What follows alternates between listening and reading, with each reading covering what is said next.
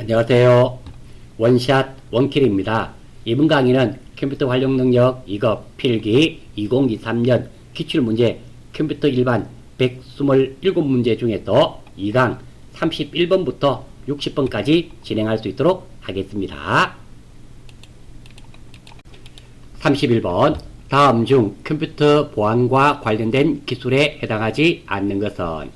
자, 컴퓨터 관련 용어인데요. 먼저 인증입니다. 단말장치 또는 개인을 식별하거나 검증하는 것. 그래서 이 인증이 어느 정도 되는가 하면 우리 로그인 하는 거 있죠. 아이디와 비번 치는 거. 그것도 일종의 인증으로 볼 수 있습니다. 두 번째, 암호화입니다.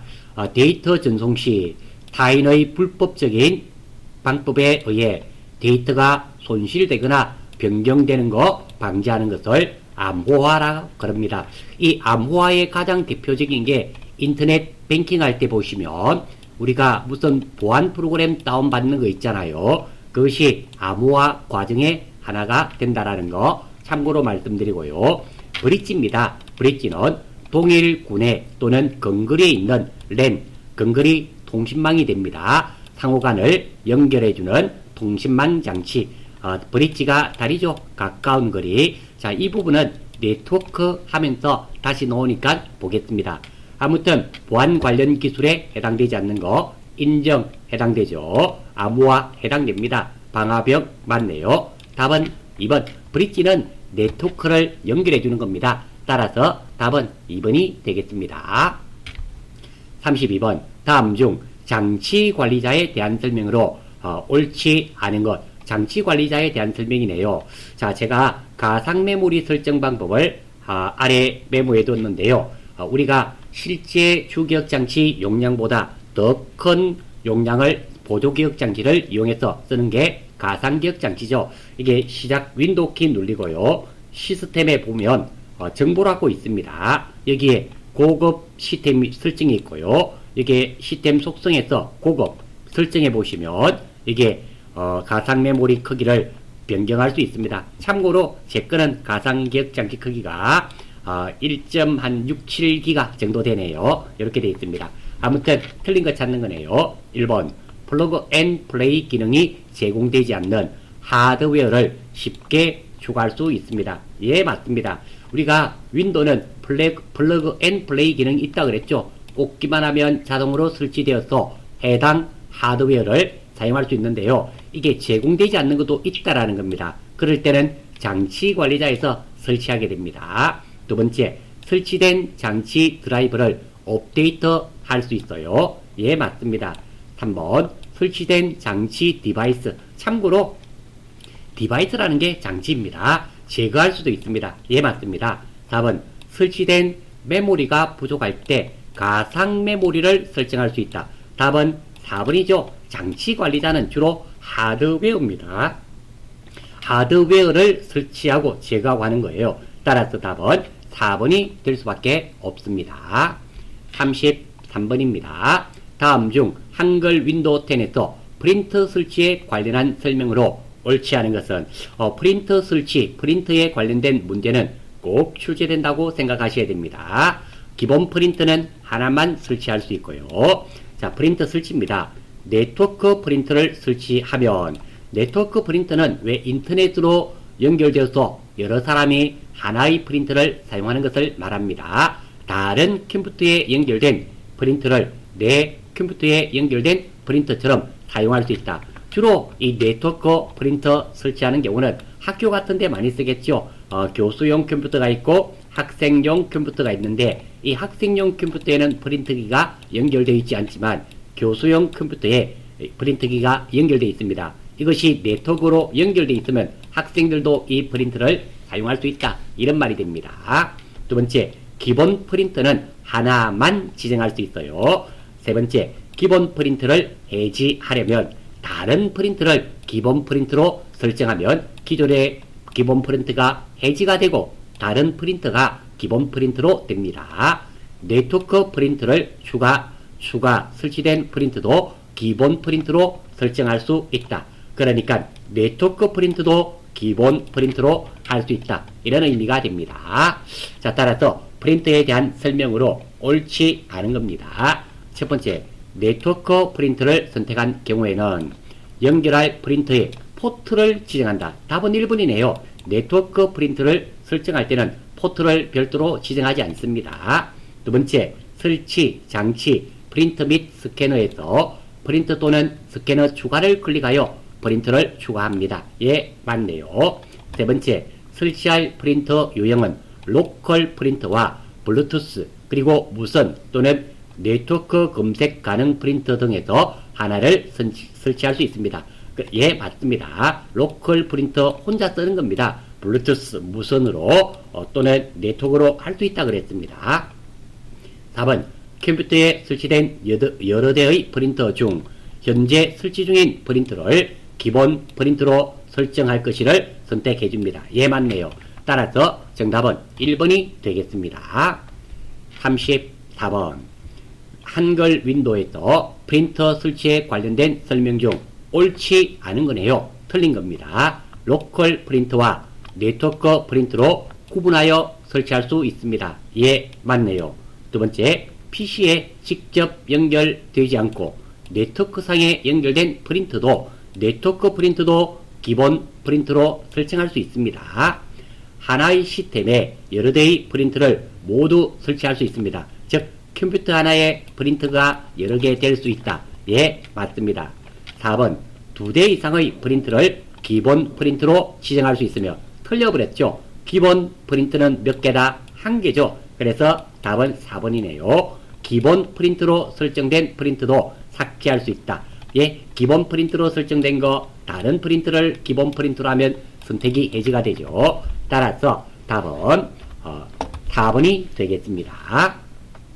35번, 다음 중 컴퓨터에서 사용하는 레이저 프린터에 관한 설명으로 옳지 않은 것은, 자, 우리가 프린터 집에서 쓰는 거 칼라 프린터 있죠. 대부분은 잉크젯입니다. 잉크가 분사되는 거고요. 이 레이저 프린터는 속도가 빠르죠. 잉크젯보다 속도도 빠르고 해상도도 빠릅니다. 복사기의 원리를 이용하는 거예요. 자, 여기에 보면 충격식 프린터가 있네요. 비충격식도 있습니다. 먼저 충격식 프린터, 물리적으로 잉크 리본에 충격을 가해 인쇄함. 그래서 영화 같은데, 드라마 같은데 보면 옛날 영화입니다. 출력하면 짜르륵 짜르륵 짜르륵 소리 나는 거 있죠? 그거 말하는 거예요. 두 번째, 충격식이라 인쇄 시 소음이 심합니다. 왜? 타격을 가해서 딱딱딱 이런 소리가 난단 말이죠. 인쇄 방식에는 체인식, 밴드식이 있습니다. 참고로 레이저 프린터는 비충격식입니다. 출력할 때 소리가 안 나죠. 그리고 잉크젯도 비충격식이 됩니다. 소리가 나지 않습니다. 물론 슥슥 바람소리 슥슥 이런 거는 소리로 보지 않습니다. 자, 한번 볼게요. 1번, 회전하는 드럼에 토너를 묻혀 인쇄하는 방식이다. 예, 복사기의 원리입니다. 인쇄 해상도가 높으며, 그렇죠, 가장 높다고 볼 수 있어요. 복사기와 같은 원리를 사용합니다. 비충격식이라. 예, 맞습니다. 비교적 인쇄 소음이 적습니다. 그리고 인쇄 속도도 빨라요. 예, 맞네요. 인쇄 방식에는 드럼식, 체인식, 밴드식이 있다. 답은 4번이네요. 4번은 충격식 프린터를 의미하게 됩니다. 따라서 정답은 4번입니다. 36번, 프린터 설치에 대한 설명으로 옳지 않은 것, 틀린 것 찾는 거네요. 새로운 프린터를 설치하기 위하여 장치 프린터 창에서 프린터 추가를 클릭하여 프린터 추가 마법사를 이용하면 됩니다. 예, 맞습니다. 설치할 프린터 유형은 로컬 프린터와 네트워크 그리고 무선 또는 블루투스 프린터 중에서 하나를 선택할 수 있습니다. TCP IP 주소, 인터넷 표준 프로토콜입니다. 인터넷 표준 프로토콜 주소 또는 호스트 이름으로 프린터를 추가할 수도 있습니다. 예, 맞습니다. 4번, 네트워크 프린터를 말하는 거예요. 4번, 표준 사용자 계정의 사용자는 네트워크 프린터를 제외한 로컬 프린터만 설치할 수 있다. 만자가 들어가면 대부분 틀리죠. 이게 네트워크 프린터도 설치가 가능합니다. 따라서 답은 4번이 되겠습니다. 37번, 다음 중 한글 윈도우 10에서 인쇄 기능에 대한 설명으로 옳지 않은 거. 자, 인쇄 중인 작업도 취소가 가능하고요. 중단도 가능합니다. 틀린 거 찾는 거네요. 1번 기본 프린터란 인쇄 시 특정 프린터를 지정하지 않아도 자동으로 인쇄되는 프린터를 말한다. 그러니까 우리가 인쇄 누르면 초기 값으로 인쇄되는 게 기본 프린터에 맞습니다. 2번 프린터 속성창에서 공급 용지의 종류 그리고 공유, 포트 등을 설정할 수도 있어요. 예, 맞습니다. 3번 인쇄 대기 중인 작업은 취소시킬 수 있다 그랬죠? 예, 맞습니다. 인쇄 중인 것도 되고 인쇄 우리가 여러 개를 인쇄하게 되면 인쇄 대기열이 있습니다. 이 순서 바꿀 수도 있고 필요 없는 거 삭제도 가능합니다. 예, 맞네요. 4번 인쇄 중인 작업은 취소할 수 없으나 잠시 중단할 수 있다. 답은 4번이 되겠네요. 취소도 가능하고 중단도 가능합니다. 답은 4번입니다. 38번 인쇄 관리자에서 수행할 수 있는 기능으로 옳지 않은 것, 틀린 것 말하는 거네요. 자, 첫 번째, 인쇄 중인 문서를 일시 중지 재시작할 수 있습니다. 예, 맞네요. 인쇄 중인 문서와 인쇄 대기 중인 문서 전체를 취소할 수도 있습니다. 예, 맞습니다. 3번, 용지 방향, 인쇄 매수 등을 설정할 수 없다. 요거 설정할 수 없죠. 용지 방향이라든지 인쇄 매수는 인쇄 관리자에서 하는 것이 아니라 해당 프로그램에서 하는 겁니다.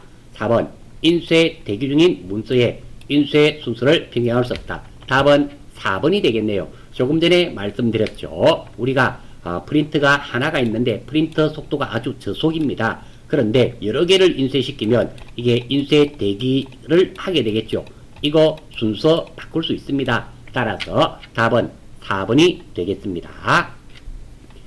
39번 다음 중 윈도우 10의 디스크 정리 기능에 대한 설명으로 옳지 않은 것은 먼저 디스크 정리를 왜 하는가 하면 하드디스크죠. 하드디스크를 공간을 확보하기 위해서 디스크 정리를 하게 됩니다. 자, 디스크의 여유 공간 확보입니다. 핵심적인 게 디스크, 하드디스크입니다. USB라든지 이런 거는 아니에요.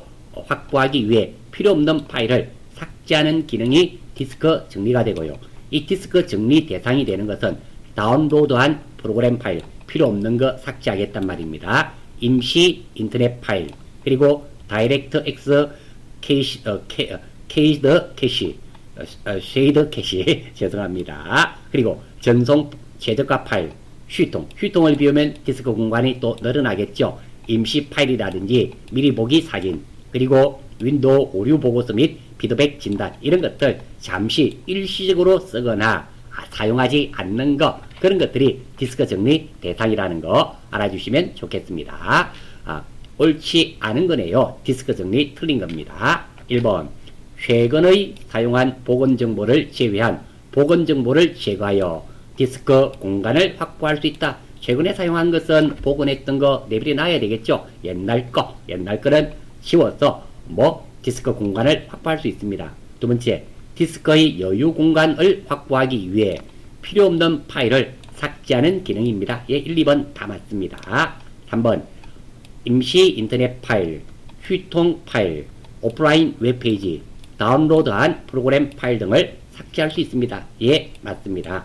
USB 메모리 용량 부족 시에도 디스크 정리를 실행하여 공간을 확보할 수 있다. 답은 4번이 되겠죠. 디스크 정리는 하드디스크입니다. 하드디스크의 공간을 넓혀주는 거예요. USB를 넓혀주는 게 아니라 그랬습니다. 답은 4번이 되겠네요. 40번 다음 중 윈도우에서 디스크 정리를 할 때 정리 대상 파일이 아닌 것은 자, 다운로드한 임시 프로그램 파일이라든지 또는 임시 인터넷 파일, 휴통 파일, 그리고 임시 파일, 미리 보기 사진, 윈도우즈 오류, 이런 것들이 디스크 정리 대상 파일이 됩니다. 해당하지 않는 거 임시 인터넷 파일 맞죠? 사용하지 않는 폰트 파일, 답은 2번이네요. 참고로 폰트는 글꼴입니다. 여러분들 범위 잡고 글자 크기나 글자 꼬라지 있죠? 글꼴, 글자 꼬라지, 좀 표현이 그런가요? 글꼴을 의미하게 됩니다. 요거는 디스크 정리에 해당되지 않습니다. 왜? 다음에 쓸 수 있기 때문에 그렇습니다. 휴통에 있는 파일, 그리고 다운로드한 프로그램 파일, 따라서 답은 2번이 되겠습니다. 41번. 다음 중 윈도우 10에서 하드디스크의 단편화 현상을 개선하기 위해 사용하는 시스템 도구는, 단편화가 어떤 거냐면 우리가 디스크에 어떤 내용을 이렇게 기록을 하다가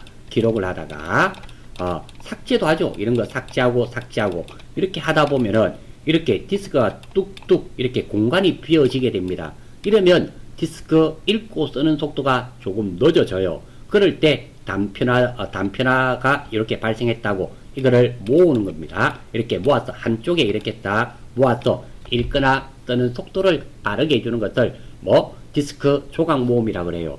그래서 이런 실무에서도 여러분들 컴퓨터도 많이 쓰이는 겁니다. 내가 사용하는 컴퓨터가 어제까지만 해도 속도가 좀 빨랐는데, 컴퓨터 켜면 예전에는 좀 빨랐는데 요 근간에 속도가 좀 늦더라. 그럴 때는 이 디스크 조각 모음을 한번 해보시면 속도가 빨라집니다. 자, 디스크 드라이버 조각 모음 및 최적화입니다. 디스크 드라이버의 접근 속도를 향상시키는 겁니다. 그리고 분산되어 저장된 파일을 연속 공간으로 최적화 모아준단 말입니다. 그럼으로써 읽는 속도를 빠르게 하겠다. 그리고 SSD인 경우 트림입니다. 트림 기능을 이용하여 최적화하고요. 용량 증가와는 전혀 상관이 없습니다. 자, 여기서 사용되는 도구는 디스크 조각 모음이 되겠죠. 답은 2번이 됩니다. 그리고 디스크 정리는 할 때 사용한다더라? 공간 확보 개념. 그러니까 디스크 드라이버 조각 모음 및 최적화는 요거는 속도 빠르게 하는 거, 액세스 속도를 빠르게 하는 거. 디스크 정리는 공간이 부족할 때 확대시키는 그런 개념입니다. 답은 2번이 되겠네요. 42번. 다음 중 윈도우 10의 작업 관리자에서 설정할 수 있는 것으로 옳지 않은 거네요. 자, 우리 컨트롤 알트 딜리트 또는 컨트롤 시프트 ESC 누르면 작업 관리자 나타나죠. 여기에 프로세스라든지 성능, 앱 기록, 프로그램 이런 것들이 있습니다. 여기에 해당되지 않는 거 내용을 한번 살펴보겠습니다. 자, 방금 보셨던 그림이고요. 컨트롤 알트 딜리트 또는 컨트롤 시프트 ESC입니다. 먼저 프로세스입니다. 프로세스에서는 현재 실행 중인 앱과 프로세서 상태를 확인하고요. 그리고 성능입니다. CPU, 메모리, 디스크, 이더넷, 그리고 GPU의 자원 사용을 그래프로, 요거는 그림으로 왼쪽에 이렇게 보여지게 됩니다. 앱 기록입니다. 특정 날짜 이후에 앱별 리소스 사용량을 표시하고요. 시작 프로그램은 컴퓨터가 시작될 때 자동으로 실행되는 앱의 사용 여부를 지정. 그러니까 이 시작 프로그램 안에 들어가 있는 내용은 컴퓨터를 켜면 여기 있는 프로그램은 자동으로 실행이 된다. 이런 말이 됩니다. 사용자 컴퓨터에 로그온 되어 있는 모든 사용자를 보이고요. 물론 개인용 PC에서는 본인밖에 안 보이겠죠. 세부 정보, 현재 실행 중인 프로세서에 대해 CPU 및 메모리에 대한 자세한 정보를 표시하는 겁니다. 자, 이 내용을 알고 42번 옳지 않은 거네요. 첫 번째, 현재 실행 중인 프로세서와 프로세서에서 실행되는 프로세서를 볼 수 있다. 그러니까 현재 실행 중인 프로세서의 상태를 볼 수 있다. 예, 맞네요. 두 번째, 실행 중인 응용 프로그램을 작업 끝내기로 종료할 수도 있다. 예, 맞습니다. 3번, CPU 사용 정도와 CPU 사용 현황을 확인할 수도 있죠. 확인할 수 있습니다. 실행 중인 응용 프로그램의 실행 순서 바꾸는 기능은 없어요. 따라서 답은 4번이 되겠습니다. 43번. 다음 중 한글 윈도우 10의 작업 관리자에 대한 설명으로 옳지 않은 거네요. 조금 전에 했던 거죠. 컴퓨터를 이용하는 사용자 계정의 추가와 삭제를 수행할 수 있다. 자, 컴퓨터를 사용하는 계정에 이건 좀 모르겠어요. 체크해 놓고. 두 번째, 현재 실행 중인 앱을 강제 종료시킬 수 있죠. 1번, 2번은 맞습니다. 3번, 시스템의 CPU 사용 내용이나 할당된 메모리의 크기를 파악할 수도 있고요. 현재 네트워크 상태를 보고 네트워크 처리량을 확인할 수 있다. 요거는 그게 되겠죠. 그림으로 나타난다 그랬죠. 답은 1번이네요. 컴퓨터를 사용하는 계정을 볼 수는 있는데 추가 삭제를 할 수는 없죠. 그래서 답은 1번이네요. 44번입니다. 다음 중 도메인에 대한 설명으로 옳지 않은 것은 자 이제부터 인터넷에 관련된 건가 봐요. 도메인 여러분 naver.com www.kbs.co.kr 영어로 된 주소가 도메인입니다. 틀린 것은 자 도메인이란 뭐 영어로 된 인터넷 주소예요. 우리가 흔히 쓰는 거죠. 숫자로 된 IP 주소를 글자, 문자 형태로 표현한 것. IP 주소는 숫자로 된 인터넷 주소, 도메인 네임은 영어로 된 주소. 그러니까 우리가 흔히 쓰는 거 kbs.co.kr 이거 말이에요. 두 번째, 호스트 컴퓨터명, 소속 기관 이름, 소속 기관 종류, 소속 국가 순으로 된다. 뒤로 가면 갈수록 오른쪽으로 오면 올수록 뭐 크죠? 커지는 개념입니다. 왼쪽에서 오른쪽으로 갈수록 상위 도메인을 의미하고요. 세 개의 IP 주소와 도메인 네임을 총괄하는 것은 ICANN 이 되고요. 우리나라 도메인을 관리하는 것은 KRNIC가 됩니다. 그리고 문자로 된 도메인을 숫자로 된 IP로 바꾸어주는 시스템, 요거는 도메인 네임입니다. 6번은 여기 도메인이라 보기는 조금 그러네요. 문자로 된 도메인을 숫자로 된 IP 주소로 바꾸는 거. 그러니까 우리 인터넷 주소는 두 가지가 있습니다. 도메인이 있고요. IP 주소 이렇게 두 가지가 있는데요. 이 영어로 된 주소를 숫자로 바꿔주고 숫자로 된 주소를 영어로 바꿔주는 이게 DNS 도메인 네임 서버인데요.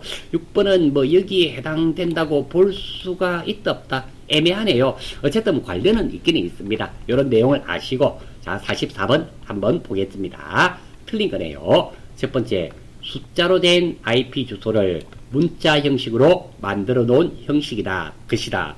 아무튼 도메인은 영어로 된 주소다. 이 말이네요. 1번 맞습니다. 왼쪽에서 오른쪽으로 갈수록 상위 도메인을 생성한다. 그렇죠. 오른쪽으로 가면 갈수록 더 큰 개념이라 그랬습니다. 전 세계에서 동일한 도메인 형식을 사용한다. 동일한 도메인 형식을 쓰지는 않아요. 도메인이 뭐 삼성.com 이렇게 되니까 뭐 요거는 다 동일하진 않습니다. 그래서 답은 3번이 되겠네요. 4번 도메인은 컴퓨터가 이해할 수 있도록 DNS가 IP 주소로 변환하여 사용한다. DNS 말씀드렸죠. 영어로 된 주소를 뭘로 숫자로 된 주소로 바꾸어 주는 것이 이게 IP 주소가 숫자로 된 주소입니다. 바꾸어 주는 것이 DNS가 됩니다. 따라서 답은 3번이 되겠네요. 45번 다음 중 인터넷 주소 체계인 IPv6에 대한 설명으로 옳지 않은 거. 이것도 여러분들 시험에 반드시 출제된다 생각하시면 돼요. 자, IP 주소는 크게 IPv4와 IPv6가 있는데요. IPv4는 8비트짜리가 4개입니다. 그래서 4 곱하면 48, 32예요. 그리고 10진수 3자리의 숫자입니다. 기억해 주시고 IPv6 지금 대한민국은 IPv4와 IPv6를 혼용 함께 섞어서 쓰고 있어요. IPv6는 18비트씩 8부분입니다. 그러니까 16 곱하기 8이 되겠죠. 곱하면 128비트가 되고요. 그리고 16진수로 표현하고 콜론으로 구분됩니다. IPv4는 점으로 구분이 되고 그리고 IPv6는 콜론으로 구분됩니다. 그리고 IPv6입니다. 주소의 한 부분이 0으로 연속된 경우 0을 생략하고 콜론 00일 때는 이렇게 콜론만 적어주면 된단 말입니다. 그리고 IPv6는 애니, 유니, 멀티캐스터 세 가지의 형태로 구분이 된다는 거 기억해 주시고요. 자, 45번 IPv6에 대한 설명으로 틀린 거네요. 자, 주소는 16비트씩 8개 곱하면 128비트로 구성되어 있다. 예, 1번 맞는 말이죠. 2번 IPv6의 주소는 유니, 애니, 멀티캐스트 등 세 가지의 종류로 구분됩니다. 예, 맞습니다. IPv4와 호환성은 낮으나 이 틀렸어요. IPv4와 IPv6는 호환성이 높습니다. 예전에는 IPv4를 썼었는데 인터넷이 너무 발전하고 세계적으로 인터넷 주소를 많이 필요로 합니다. 그래서 IPv4로는 그 주소를 다 표현할 수 없어서 IPv6가 새로 개발이 되었는데요. 당연히 IPv4의 모든 것들은 다 포함합니다. 그래서 호환성이 높고요. IPv4에 비하여 품질 보장은 용이하다. 그렇죠. 이 말은 맞습니다. 이 말은 맞았지만 호환성이 높아요. 답은 3번이네요. 주소에 0이 연속된 경우 0을 생략하고 곤론 형태로 표시할 수 있습니다. 따라서 답은 3번이 되겠습니다. 46번 다음 중 인터넷 주소 체계에 대한 설명으로 옳지 않은 거. 현재 인터넷 주소 체계인 IPv4와 주소와 IPv6 주소가 함께 사용되고 있으며, 그렇죠? 두 개가 지금 함께 사용되고 있습니다. IPv6 주소가 점차 확대됩니다. 예, 맞습니다. 왜? 점점 우리가 인터넷 주소 요구하는 나라들이나 아니면 우리가 인터넷 주소 어디에 사용되는가 한번 생각해 보겠습니다. 저만 하더라도 핸드폰 쓸 때 인터넷 주소 필요하죠. 집에 인터넷 주소 필요합니다. 저는 IPTV 보고 있습니다. IPTV도 인터넷 주소 필요하죠. 그리고 각 가전제품도 우리가 외부에서 밥솥 켰다 껐다 이런 거 가능하죠. 그러면 인터넷 주소가 필요합니다. 그래서 점차 확대되고 있어요. 인터넷 연결을 위해서는 IP 주소 또는 도메인 네임 중 하나를 배정받아야 하며, 인터넷에 연결된 컴퓨터의 고유 주소는 도메인 네임으로 이는 IP 주소와 동일하다. 첫 번째, 도메인 네임과 IP 주소는 다릅니다. 도메인 네임은 0으로 된 주소, IP 주소는 숫자로 된 주소예요. 그래서 달라요. 두 번째입니다. 자, IP 주소는 도메인 네임을 하나를 배정받아야 한다는데 사실은 도메인 네임이 아니라 IP 주소가 있어요. 숫자로 된 주소가 필요한데 사람은 111.115.111.130 이런 숫자를 외우기가 힘들다는 거예요. 그래서 도메인 네임을 쓰는 겁니다. 답은 2번이 틀렸습니다. 3번 국제 인터넷 주소 관리 기구는 NIC 인터넷 할 때 NIC가 되고, 한국에서는 키사라 그러죠. 매의 KRNIC에서 관리하고 있다. 예, 3번 맞는 말입니다. 4번 IPv6는 IPv4와 호환성이 뛰어나고, 그리고 16비트짜리가 8개 128비트 주소를 사용하여 주소 부족 문제 및 보안 문제를 해결할 수 있습니다. 따라서 답은 2번이 틀렸네요. 47번 다음 중 인터넷에 사용하는 설명으로 틀린 것은 인터넷 연결에 사용되는 IP 주소는 답은 1번이죠. IP 주소가 몽땅 같아버리면 어떻게 누구 자리 컴퓨터인가 구분이 안 되죠. 쉽게 말해드려서 이게 IP 주소는 여러분들 집에 보시면 번지 있잖아요. 집 배운 아저씨들이 여러분들 집에 우편물 갖다 줍니다. 그때 주소 보고 번지 보고 갖다 주잖아요. 그 번지는 다 달라야 됩니다. 그 틀렸네요. 답은 1번입니다. 그리고 TCP IP 기반 인터넷 표준 프로토콜이 TCP IP입니다. 프로토콜로 연결되어 있습니다. 예, 맞습니다. 미 국방성에서 아르파넷에서 유래되었다. 예, 맞는 말이고요. 아마 요거 아르파넷 이래 되어 있는데요. 사실은 인터넷이 이렇게 활성화됐던 결정적인 원인은 군사 목적이죠. 전쟁이 났을 때 통신이 이루어져야 되지 않습니까? 그래서 이 통신선이 차단되면 전쟁을 수행할 수가 없어요. 그래서 이 통신선이 마비되더라도 다른 데 그쳤다가 이렇게 오고 또 다른 데 그쳤다가 이렇게 오고, 선이 한두 개 끊어지더라도 언제든지 이렇게 인터넷이 연결될 수 있도록 하는 거, 통신선을 위해서 개발이 되었었는데 그게 일반인에게 공개가 된 게 인터넷이에요. 예, 맞습니다.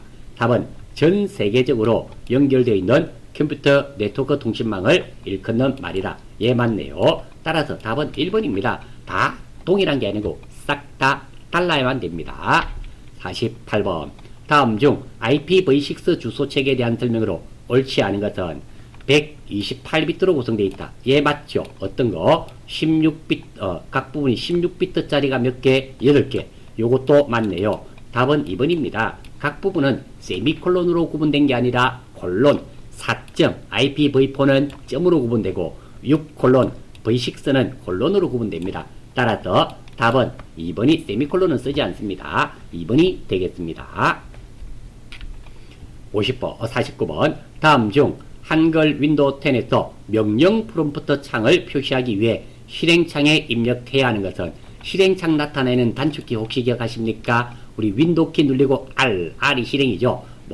우리가 윈도우 키 누르고 R 눌리면 까맣게 도수창이 나타납니다. 입력해야 되는 것은 커맨드의 약자입니다. 커맨드로 쓰지 않습니다. 커맨드의 약자, 뭐 cmd라고 치면 도스 명령창을 우리가 이렇게 나타나게 할 수 있어요. 답은 1번입니다. 여기 있죠. 윈도우 키와 R입니다. 그 실행창이 나타나는데 그게 cmd라고 입력하면 도스 창을 나타나고 뭐 여기 dir이라든지 도스 명령어를 사용할 수 있게 됩니다. 따라서 답은 1번이 되겠네요.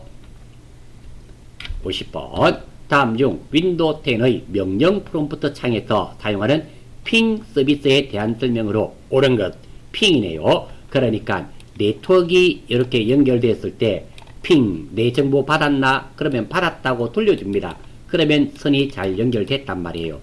자, 요게 어디에 사용될 수 있는가 하면 이럴 때입니다. 집에서 컴퓨터를 사용하고 있다가 갑자기 컴퓨터가 인터넷이 안 되는 경우가 있을 수 있죠. 이때 우리가 도스 창입니다. 그러니까 윈도우 키 눌리고 R 그리고 cmd 하면 도스 창이 나타납니다. 거기서 ping ping 뭐 여러분들 알고 있는 한 칸 띄우고 naver.com 이렇게 하면은 이게 정보가 네이버가 받으면 정보를 받았다고 신호가 이렇게 딱딱딱 나타납니다. 그러면 두 가지가 있죠. 통신선에는 문제가 없다. 통신선에는 문제가 없고 내 사용하는 컴퓨터에 문제가 있다 보시면 되고, 핑 신호를 어디에 네이버에도 쏘아보고 그리고 KBS도 쏘아보고 여러 군데 쏘아봤는데 결과가 안 나타나요. 그러면 통신선에 문제가 있습니다. 이럴 때는 가입하신 뭐 KT나 아니면 유선방송사에 연락하셔서 이게 네트워크 이상하다 하면 고쳐줍니다. 자, 아무튼 맞는 거네요. 자, 요거 핑 다시 한번 볼게요. 컴퓨터가 현재 네트워크에 연결되어 정상적으로 작동하는지 알아보는 서비스가 핑이 됩니다. 저는 핑하면 핑통 생각해요. 핑 내 공 받아라, 핑 받았다, 퐁 이렇게 하는 거, 핑퐁 이런 거예요. 명령 프롬프트 창에 핑 이렇게 IP 주소나 핑 따따따.점 네이버 형식으로 입력하면 결과를 되돌려 받습니다. 이런 거 맞는 거네요. 첫 번째, 원격으로 다른 컴퓨터를 먼 거리에 있는 다른 컴퓨터를 사용할 수 있는 서비스다. 1번 아니죠. 원격지에 있는 컴퓨터를 사용하는 것은 텔넷이라 그래요. 텔넷. 우리 재택근무할 때 필요한 겁니다. 텔넷. 2번, 인터넷이 정상적으로 연결되어 있는지 확인하는 서비스. 그렇죠. 답은 2번이 되겠네요.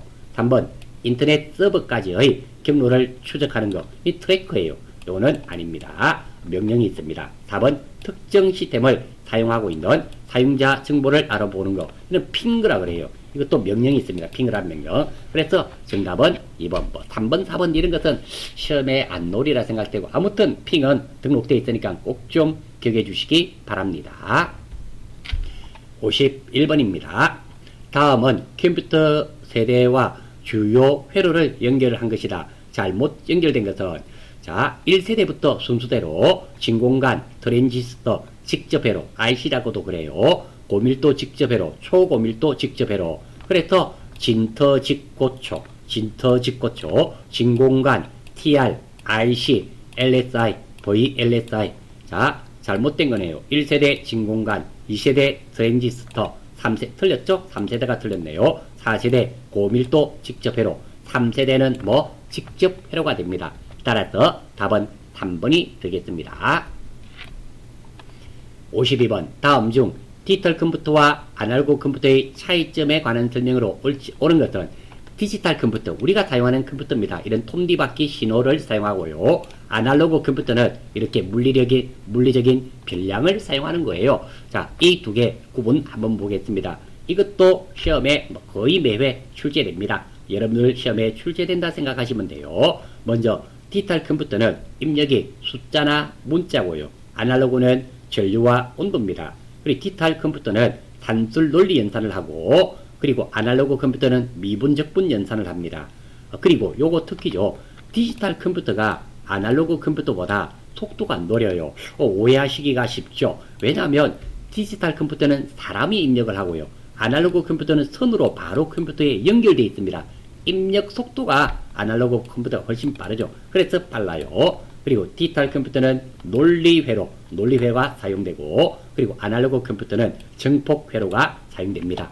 요 정도는 꼭 좀 익혀주시기 바랍니다. 자, 한번 볼게요. 설명으로 옳은 것은, 디지털 컴퓨터는 전류, 전압, 온도 등 다양한 입력값을 처리하며 이런 거 전류, 전압, 온도 이런 것은 아날로그 컴퓨터죠. 틀렸네요. 아날로그 컴퓨터는 숫자 데이터만 처리하는 것도 아니죠. 1번 틀렸습니다. 두 번째, 디지털 데이터 컴퓨터는 정폭 회로로 구성되며 아날로그 컴퓨터는 논리회로. 2번도 틀렸죠. 거꾸로 됐네요.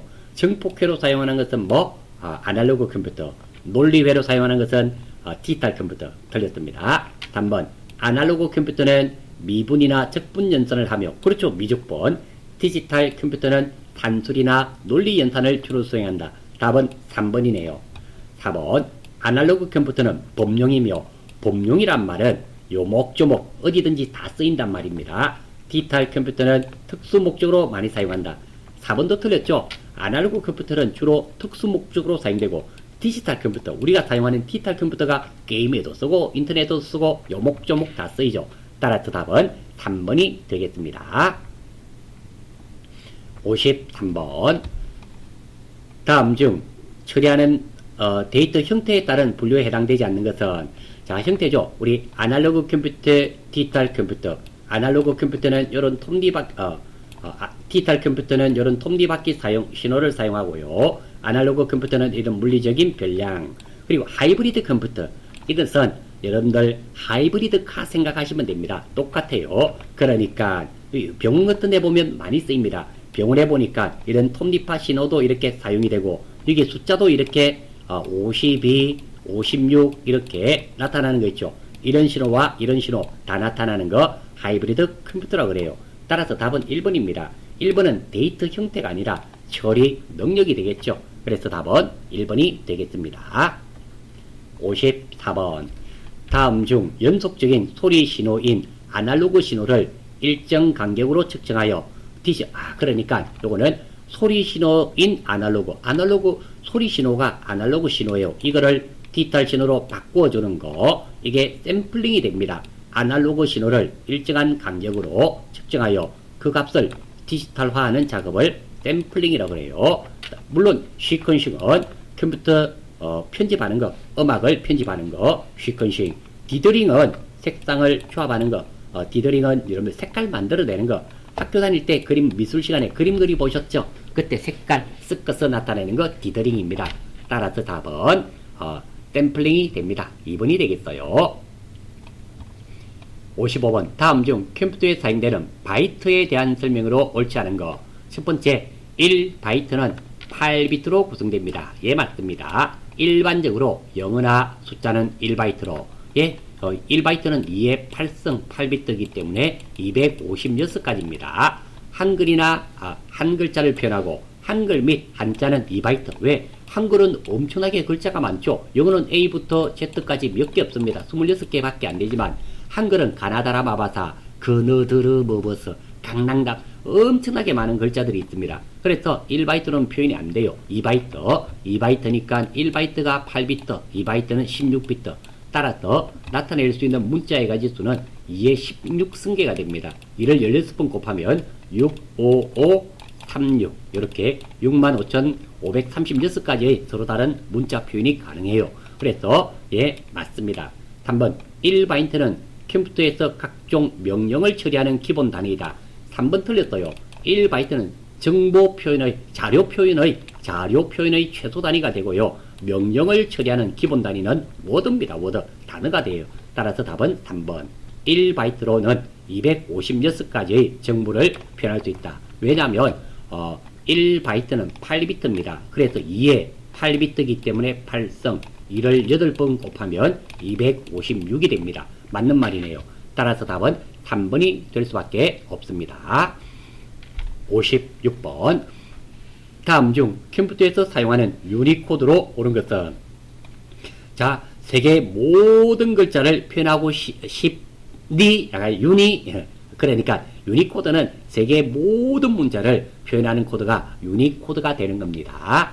자, 여기에 대한 설명, 요거 우리 문자 표현 코드가 있어요. 다 알아주셔야 됩니다. 먼저 유니코드는 전 세계의 모든 문자를 2바이트로 표현하고요. 아스키 코드는 존 비트 3개, 디짓 비트 4개에서 2의 7승입니다. 7비트로 구성되는데요. 128가지의 문자 표현이 가능하고 아스키 코드는 주로 데이터 통신에 사용됩니다. 컴퓨터 통신. 그래서 컴퓨터 통신 코드 하면 그거는 뭐 100%는 아니지만 거의 뭐 아스키 코드를 의미합니다. BCD 아스키 코드는 여러분들 EBCD IC 코드는 한번 읽어보시고요. 자, 문제 다시 한번 보겠습니다. 유니코드에 대한 설명으로 맞는 것은 자, 표현 가능한 문자의 가주수는 틀렸죠. 유니코드는 몇 비트라 그랬습니까? 2바이트라 그랬어. 2바이트. 2바이트는 16비트입니다. 그러니까 2의 16승계를 표현할 수 있어요. 즉 65536입니다. 이건 1바이트짜리죠. 유니코드는 2바이트짜리라서 1번 틀렸습니다. 문자를 2바이트로 표현한다. 그렇죠? 답은 2번이네요. 영문자를 7비트, 한글이나 한자를 처한다. 유니코드는 2바이트짜리입니다. 이거 아니에요. 한글 완성형으로 표현한다. 완성형이란 말은 이미 만들어진 글자를 사용하는데요. 유니코드는 조합형을 이용하게 되겠죠. 따라서 답은 2번이 되겠습니다. 57번 다음 중 컴퓨터의 문자 표현 코드인 아스키 코드 컴퓨터 통신 7비트로 구성됐고 이의 칠성은 128가지 서로 다른 문자 표현이 가능합니다. 에러 검출 및 교정이 가능한 코드로 틀렸죠. 오류와 전혀 관련이 없습니다. 두 번째, BCD 코드를 확장한 코드로 대형 컴퓨터에 사용한다. 2번은 정확하게 EBCD, IC, FCD 코드라 그래요. 틀렸어요. 3번, 아스키 코드는 8비트를 사용하여 7비트를 사용합니다. 256개의 문자 표현을 가능하다. 이의 칠성은 127개죠. 그런데 여기 보니까 그냥 아스키 코드가 아니라 확장이네요. 확장이면 7비트에다가 1비트를 더해서 확장 아스키 코드는 8비트짜리가 맞습니다. 그냥 아스키 코드는 7비트짜리인데 확장 아스키 코드는 8비트짜리예요. 요거 맞는 말이네요. 답은 3번이네요. 4번 이진화 10진 코드라고도 하며 요거는 BCD 이진화 10진 코드가 BCD 코드라 그래요. 하나의 문자를 4개의 종과 4개의 디짓 이건 틀렸죠. 이진화 10진 코드는 요거는 확장 이진화 10 요건 말이 일단 안 됩니다. 이진화 10진 코드는 요놈은 BCD에 대한 말이고요. BCD 코드에 대한 말이고 그리고 하나의 문자를 여기서부터 요까지 하나의 문자를 4개의 존 비트와 4개의 디짓 비트로 표현하는 것은 요놈은 EBCD IC 코드가 됩니다. FCD 코드가 돼요. EBCD IC 코드가 8비트짜리입니다. 그래서 답은 3번이 되겠습니다. 58번입니다. 다음 중 7개의 데이터 비트와 1개의 페리트를 표현하며 포함해서 128가지의 문자 표현을 할 수 있는 코드. 자, 여러분 시험 치실 때 자, 이렇게 7개의 데이터 비트 쓰는 거 그리고 7비트니까 128입니다. 이런 거 아스키 코드예요. 아스키 코드. 스키는 몇 번 타야 된다? 7번. 여러분 혹시 스키장에 가시면 5번, 6번 타고 오면 안 됩니다. 무조건 7번은 타셔야 됩니다. 스키 타고 싶다. 몇 번? 7번. 이렇게 기억하시면 좋겠네요. 따라서 답은 2번이 되겠습니다. 59번. 다음 중 컴퓨터에서 문자 데이터를 표현하는 방법으로 옳지 않은 것은 자, 오류 검출용 코드 페리티 체크가 있고 해밍 코드가 있는데요. 페리티 체크는 오류를 찾아만 주는 거, 해밍 코드는 오류를 검출하는 거. EBCD IC 코드 들어보셨죠? 문자 표현 코드입니다. 유니코드 우리 세계의 모든 문자를 2바이트로 표현한다 그랬습니다. 맞습니다. 아스키 7번 타야 된다 그랬죠. 데이터 통신에 이용됩니다. 답은 4번입니다.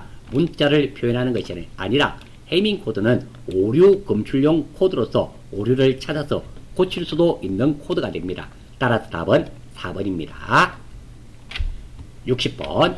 자, 2강 마지막 문제입니다. 힘들 내십시오. 60번. 중앙 처리 장치의 성능을 나타내는 단위가 아닌 것은 자, 성능 단위 한번 볼게요. 밉스. 밉어 죽겠네요. 1초당 100만 개의 명령을 실행하는 게 밉스가 됩니다. 밀리언 인스트럭션 퍼 세컨드.